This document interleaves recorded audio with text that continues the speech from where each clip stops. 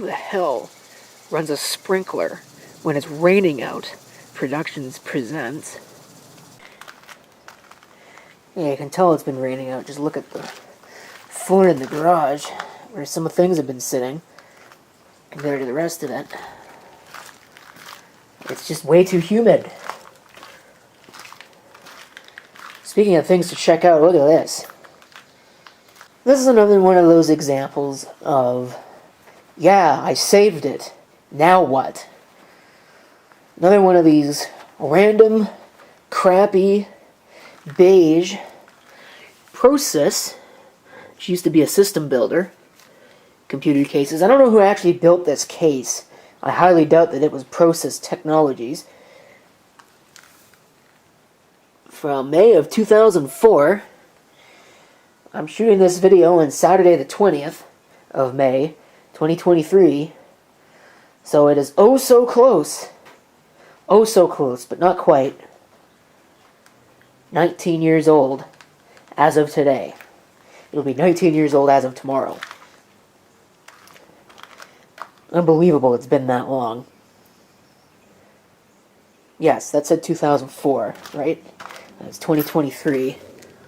Yeah. But this one's a little bit interesting. And you'll scoff at this. But it still has the door over the USB ports in the front. That is a rarity. I think this is the only one I've ever seen that had that door. And I used to see these all the time. These beige ones used to flow through the streets. Then for a while the black ones would flow through the streets. Now you don't see any of them anymore because they've all just kind of been recycled because, well, they're old junk. Let's face it. It's not 2004 anymore. So a Pentium 4 like this is not really all that useful. Some of them did end up getting repurposed later on. They ended up being Core 2 Duo machines. I know at work we still have a number of them that are kicking around that were upgraded in 2014, 10 years after the fact, although those ones are black cases from 2006, so they're a little bit newer, but it's the same basic idea. But they were upgraded from Pentium 4s to Haswell-based i5 machines as a cost-saving action instead of buying brand new computers, which, if you ask me, was not a very smart use of funds, but oh well. That is the way that it is. The place I'm at really is just kind of a little bit more frugal than they should be. Although things are changing. Things are definitely changing, although lately there's certainly been a regression back to the frugalities. Anyway, like I was saying, you really just don't see these anymore, or at least I don't. I don't think anybody's really seen them. I didn't start seeing them until I started working at the place that I work at now. But they're not too common anymore. Certainly not these beige ones. And, as silly as it sounds, that right there is the real reason why I really grabbed it. Although I was planning on actually reusing this case, because I thought there's no way that this motherboard and any of the stuff that's in here actually works. Which you can go ahead and take a look at here. This is an Intel motherboard. This is a pretty common configuration for this, although this is a larger board than I'm used to seeing on these. It is a model D865PERL from Intel. Again, pretty common board. No onboard video or anything like that, but it looks like they thought about it. Maybe. I don't know. Did they think about it? Maybe there was a version of this that had onboard video, but this is not one of them. You can see, probably would have gone below the parallel port at the back there. All of the capacitors in here, except for maybe one of the polymers in the voltage regulator there. And I think there's one right here that's kind of bloating up. And, oh, never mind, there's one there too. That one looks especially bad. I think the rest of them are intact. They all look like they're good. Well, for reasonably small values of good. I'm sure they're on the verge of blowing up. I don't really want to replace this board though, because look at that USB connection right there. I hate that about these, when they got those stupid single pins, and the fact of the matter is the color code does not look like it is even remotely close to standardized on that. And of course there's the audio, which is the same deal. I really hate those. They drive me nuts. But anyway, this system does actually work, despite that. I have powered it on, I have done some brief rudimentary testing, and it's functioning. All the fans are even good, which again is kind of amazing. There's the memory. PC3200, 2 512 meg sticks for a total of 1 gig. I will be upgrading that. In fact, really before I do anything else, I'm going to upgrade that. I've got these 2 sticks here, 1 gigabyte. This is slower memory, but I don't really care. In a system like this, capacity is more important. It's a socket 478 anyway, so who cares? Hard drive, again, it's an IDE type. 80 gigabyte C8 Barracuda. Fluid bearing drive, which kind of took me by surprise. I was expecting a ball bearing screamer. This does actually have SATA ports on it. It's got 2 of them down there. Now, whether or not they work appropriately remains to be seen. I don't know what controller is driving them. Although on these Intel boards it really wasn't too bad. On some of the Asus boards with the VIA chipsets on them, they were particularly non-functional. We'll just leave it at that. It does have the one true drive, the floppy drive, 3.5 inch, 1.44 meg, and of course a 16-speed DVD-ROM drive and a CD-RW. Pretty typical LG drive. Nothing fancy there, 52 speed. And I take a look at the back. Here's a power supply. Sparkle Power, 250 watt. Again, pretty common, nothing special there. 2 PS2, 2 USB underneath that. Probably 1.1, but they might be new enough to be 2.0. Serial parallel. There would be VGA there if it had it, but it doesn't. Audio, Ethernet, and 2 more USB. And there's the video card, which, what is this video card? Let's see here. It should say on it, Radeon 9200 SE. There it is, AGP. And there are, I believe, what, 5? Yes, there's 5 PCI slots. Look at all that extra stuff there. There's probably a higher-end version of this board that had a built-in RAID controller. And that's what those 2 SATA ports down there are for, and probably also this IDE port right here would have been on that SATA RAID controller. Again, probably via maybe a Silicon image controller. There's other integrated stuff that could have been on here, probably again for video, if this would have had integrated video. But it doesn't, although I'd be kind of surprised if they didn't use the 865 integrated video, but who knows? Maybe there was a version with fancier graphics. Of course, here the annoying... I really hate these. I've grown to really hate these. They seemed like a great idea at the time, but the problem is these cases are now 20 years old, so those get stuck. Fortunately, they're easy to remove, and you can just use regular screws. I'm going to leave that in there because I don't really plan on installing any expansion cards. It's got onboard Ethernet. It's got onboard audio. I don't plan on adding anything else, and it's got a video card in it that, even though it's probably a piece of crap, I don't really need anything better anyway. But of course, the question that's going to be pervasive, as it has been pervasive in my comments over the years, almost to the point of my classifying it as a virus, is, great, you saved the machine, now what? Because it's just a Pentium 4, it's socket 478 Pentium 4 at that, so it's not 64-bit compatible, so most contemporary software has left it in the dust. There's even very few Linux distributions, at least mainstream ones, that will still run on something like this. Debian will. They still have an i386 distribution, although you can't call it that because it's actually an i686 distribution.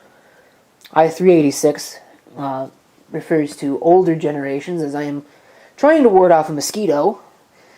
Older generations of CPUs that did not have various different instructions. There's the i386, 486, 586, followed by 686, which usually had physical address extension. That was the distinguishing feature. But Debian's got one of those, 32-bit, And basically nobody else does. Ubuntu discontinued it a long time ago. I don't even think there is an actively developed or actively supported version of Ubuntu Linux that will run on a 32-bit system. Unless 1804 does. I think 1804 might, but it's going out of support very soon. So, what does that leave us with? I'm going to do something with this that I have never done before on any computer, and that is I'm going to run BSD. BSD Unix. In fact, the distribution that I have chosen is MidnightBSD, because it comes, or supposedly anyway, comes with a graphical user interface. First things first, I'm going to upgrade this memory, and then we'll boot it up, make sure that it works, and from there, we'll get set into installing the operating system. Because right now this has got Windows XP and Red Hat 9 on it, and I don't know the password to get into it, and I'm not going to break into it, and I don't really care. I've got enough Windows XP machines, and Red Hat 9 really doesn't interest me, especially since it doesn't have the GUI installed. AzenRAM. That's a pretty common name on memory modules from the mid-2000s. Hopefully this is going to work. Well, it looks like it will. Listen to that screeching. And process F4. Or delete or whatever. There we see Pentium 4 2.80 C, whatever that's supposed to mean, gigahertz. DDR320, dual channel, 2 gigs of RAM. There's a hard drive. There's the CD-ROM. And of course, the battery is dead. BIOS revision. 2.8, 800 megahertz front side bus. Which is why, even though that's DDR333, it's only running at 320. 512K cache, 2 gigs of RAM. Could upgrade it even further to 4 gigs, but I don't really think it's going to need that.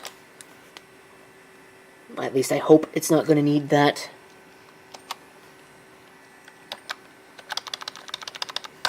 Listen to that. Making all that screeching noise. Isn't that nice? No, anyway, oops. Let's go to the hardware monitor and just check out what's going on.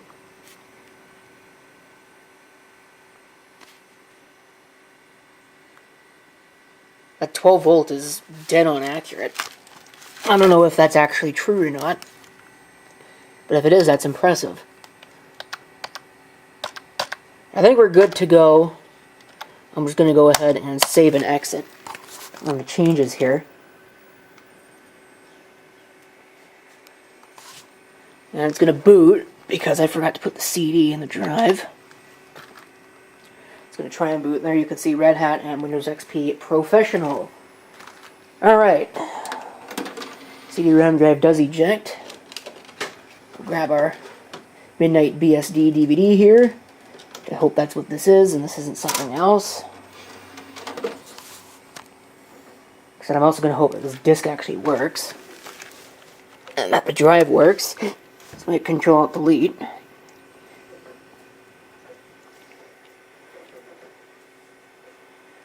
Now, on an older system like this, I don't know what key would actually get you to a boot menu. On some systems, it was F12.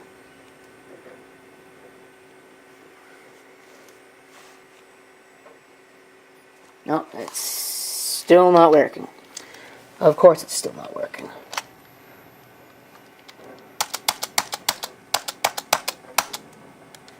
Okay, yeah, F12 is boot to network, which is not what I want. So I'm going to have to adjust the boot order on this. Which hopefully we can do without too much effort. Alright, even though LAN booting is disabled. Funny how that works. No, first device should be this. There we go. Save and exit. I'll never understand why BIOS manufacturers chose to default the hard drive before the CD-ROM. Never made much sense to me. See if it'll actually read that. Because it is an RW disk.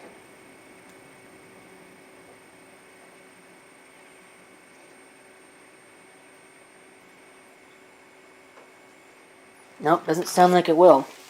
That's a little ridiculous. Okay, don't know if there's something wrong with the onboard drive, but clearly it doesn't want to work for what I want it to do. So fine, doesn't have to. We'll borrow this one for the time being. Hopefully it will actually load. I would like to boot normal mode. I'm also hopeful this is going to give me a graphical user interface right off the bat.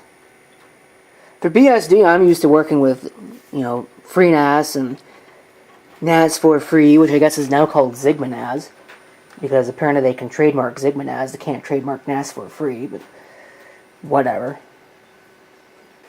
Okay, I've already committed.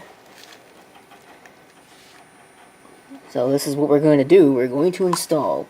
Continue with default. Please enter a host name. Let me do that. Okay. I don't know. I don't think any of those are needed. So, automatic, because ZFS would be useless on this. Entire disk. Yes. So, we will make it MBR. There's no reason why we can't make it MBR. Auto, entire disk, yes. MBR. And that was what I just did. So it's made the swap and the boot. Finish. Commit.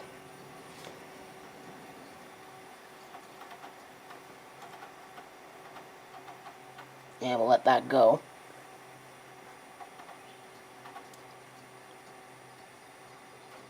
See what it needs to do. Should see something. Activity on the hard drive. Yes. Like most of these LEDs are dim because this thing's done some pretty hard hours in its life. It started almost 20 years ago.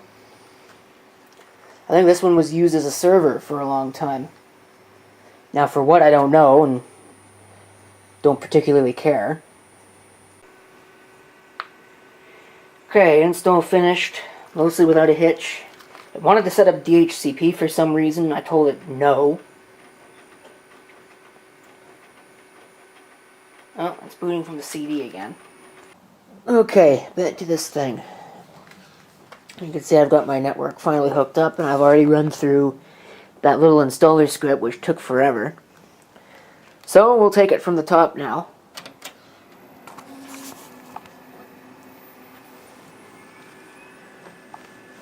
I also plugged the original optical drive back in.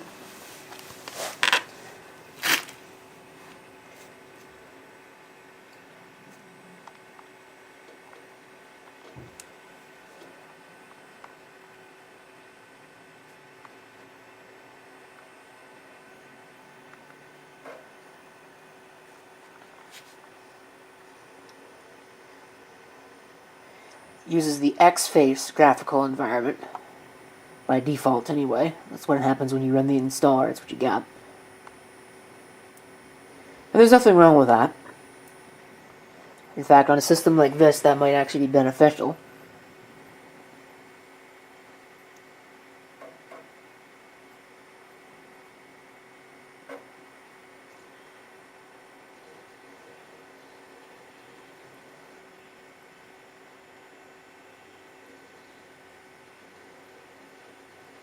See there, it brings up the network.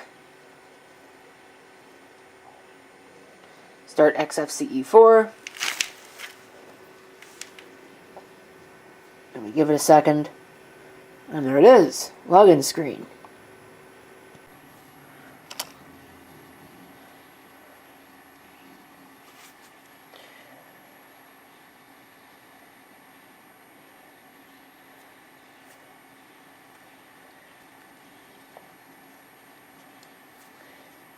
Works pretty well.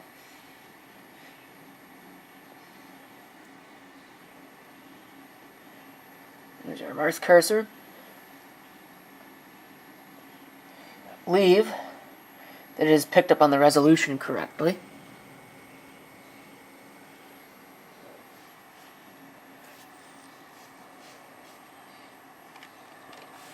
There we are. Yep, the mouse works.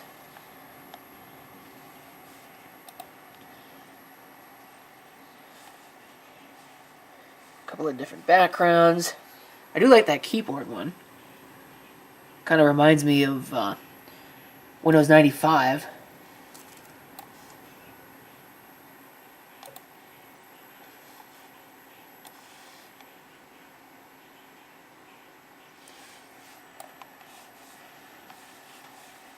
I think we'll leave it at that one, though.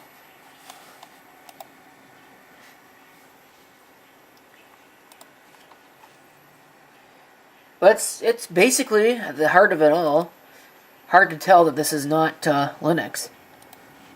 Which it's not. I'm sure that some Linux fanboy is going to get on my case about some of the things that I'm going to say. But Linux, and oops.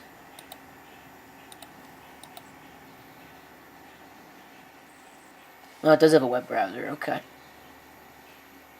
But Linux and BSD Unix, at the heart of it all, are basically the same thing. It's the same end goal, it's just that one of them is commercial, the other one's not. They're forks, there are some differences. But I wouldn't be surprised to find that you could install Aptitude on this and use that as your package manager and have it work just fine. So, again, like I mentioned, basically the same thing. Now, my question is, updates on this. What package manager does it actually use? Because I don't remember.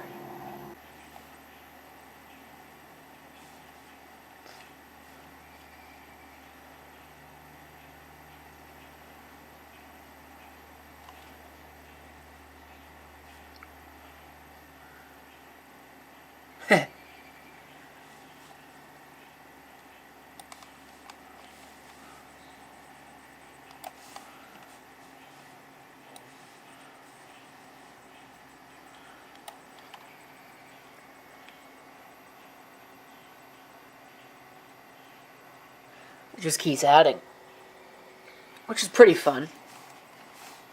Let's see here.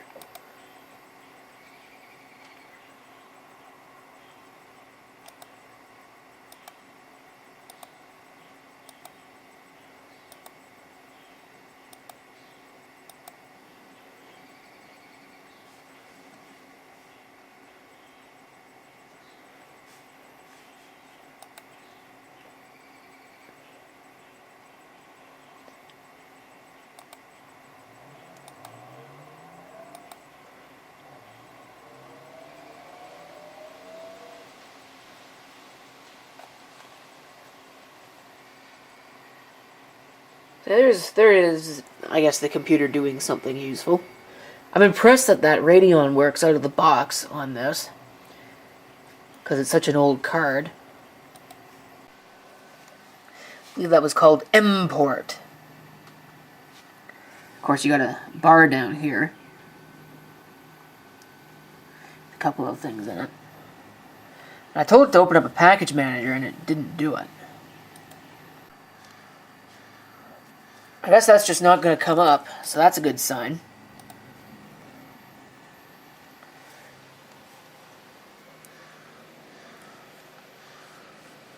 Here you can see some information there. So it's not using like a proprietary Radeon driver or anything like that. But it works pretty well, and it's something different. So that's what we did with this. So we'll just go ahead and power it off here and close the video with that.